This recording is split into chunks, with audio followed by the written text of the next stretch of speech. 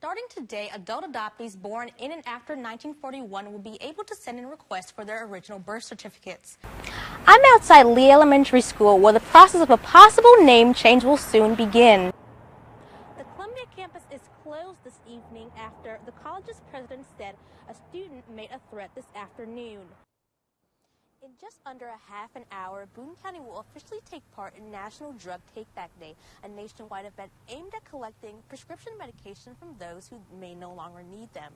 Last-minute write-ins, more than 500 pages of text, and attempted amendments were all a part of the process that may result in the first change to America's tax law in decades. Despite the bill being even closer to becoming law, some Missourians still aren't sure how they feel. There's confusion on what taxes are being cut and who actually benefits.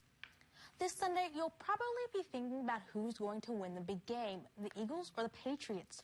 For others, the question is anyone going to get a concussion is more likely. And many of those who attended a sports concussion seminar today have probably wondered about their own students. The residents of Moberly think the city has done a good job at getting the water flowing through everyone's tap. The biggest hurdle today was tackled. A warm bed, a hot meal, and a hug from someone who loves you. Just a regular part of life for many kids. But for some in foster care, life is a bit more difficult. When a child comes into care, not only are they taken away from their biological family, but usually they take almost nothing with them. They may have a bag of clothes, and they're taken away from their pets, and a lot of times, if they have siblings, they're separated. This is something Kelly Myers, Development Director for Coyote Hill Christian Children's Home, a home for neglected and abused children, is distinctly aware of every day at work. There's over 13,000 children in foster care in Missouri, and if you just look at Boone County alone, there's over 300. That's a huge amount of children that are not with their family. Although they're the only licensed children's home in mid-Missouri, Myers says they can only help so much. Each home has up to 8 foster children in each home, so we're able to serve up to 32 children at any given time. Myers says it was after adopting her daughter that her life changed. I adopted a little girl from Ethiopia about 5 years ago, and in that process, we realized that there's a huge need domestically for caring for children who are displaced from their families. 5 years later, Myers now works with Coyote Hill, and she says they are expanding to help more kids. Now, although Myers has had a positive experience with adoption and foster care, not everyone has been so lucky. I spoke to one Missouri birth mother who shared her unique opinions on the subject. It's great when parents, when it's successful, and people can be connected with a child and it works out and they all grow in a healthy way. But I will say that where there's trauma and where there's also an unnatural side to it, that many times, depending on the disposition of that person's DNA, they may or may not be a good fit for adoption. And Myers agrees to an extent. Not everyone can be or even should be an adoptive or foster parent, but it takes a community to care for the children. It is not just one parent's job. It's the children, I think, they're in our community and they're our responsibility, and the parents need supports and the children need supports, and so there are many, many ways that you can support foster and adoptive children. Maia McDonald, KOMU 8 News, Harrisburg.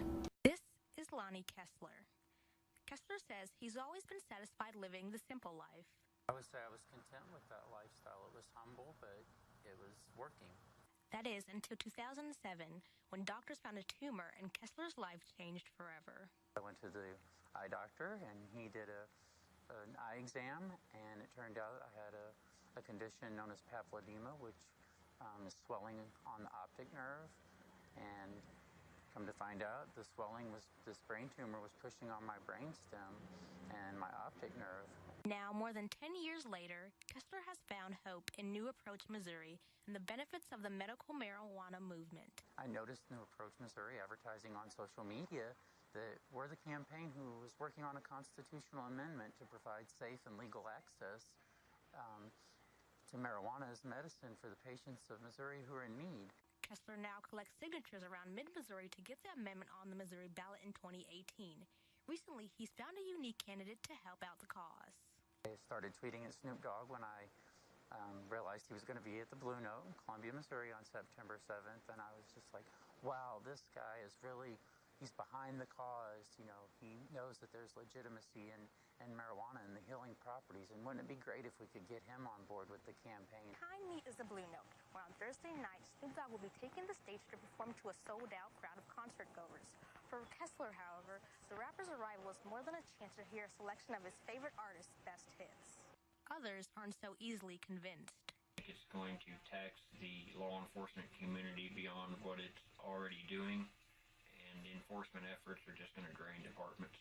Despite views like these, Kessler urges people to have an open mind. My diagnosis was a real wake-up call. If you want to get things done, you have to speak up.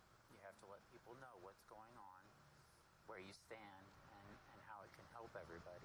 New Approach Missouri will continue to collect signatures until the 2018 elections. Maia McDonald, KOMU 8 News, Columbia.